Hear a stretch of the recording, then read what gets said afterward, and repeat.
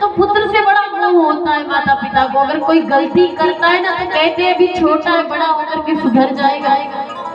तो आत्मदेव और धुंधली के भी कई वर्षों के बाद बच्चा हुआ, संतति हुई, तो बहुत प्रेम करते, बहुत। अब धुंधकारी कोई गलत काम भी करता है तो कहते हैं कोई बात नहीं, अभी बच्चा है, बड़ा होगा तो समझदार बन जाएगा। अब बड़ा होता चला गया, इतनी शरारतें हो गई, कहते हैं छोटे छोटे बच्चों को उठा करके कुएं में फेंक देता, जुआ खेलता, मदिरा पान करता,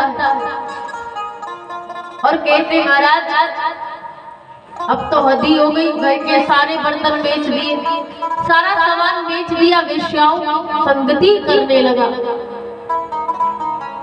और कहते महाराज संत एक भाव देते हैं कि हमारा जो कर्म है ना, कर्म सोच समझ करके करना चाहिए, क्योंकि लोग कहते खाली हाथ आए हैं खाली हाथ जाएंगे, लेकिन संत कहते हैं कि कर्मों की गठरी को सर पर रख के लेके आए हैं, कर्मों की गठरी को सर पर रख के लेके जाएंगे। कबीरदास जी भाव देते हैं कि कबीरा करनी आपनी कबहू ना निष्फल जाए,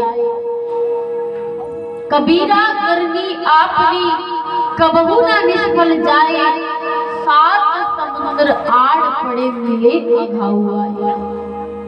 कबीरदास जी कहते हैं कि हमारा कर्म अगर 7 समुद्र पार भी पड़ा है ना, लेकिन जब उसका समय आ गया तो हमें उसको भुगतना ही पड़ेगा।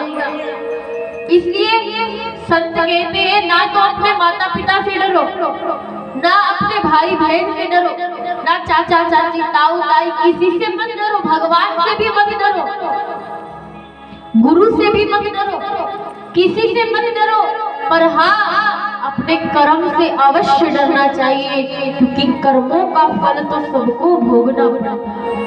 हमें अपने कर्मों से अवश्य डरना चाहिए। और कहते महाराज एक बार एक किसान था, गरीब किसान था, तो गरीब किसान के पुत्र था, उसकी इच्छा थी, उसकी माँ भी मर गई, मैं भी गरीब हूँ, खेती करता हूँ, तो मैं मेरे बच्चों को इतना बड़ा बनाऊं कि लोग देखें कि किसान का बेटा इतना बड़ा बन गया,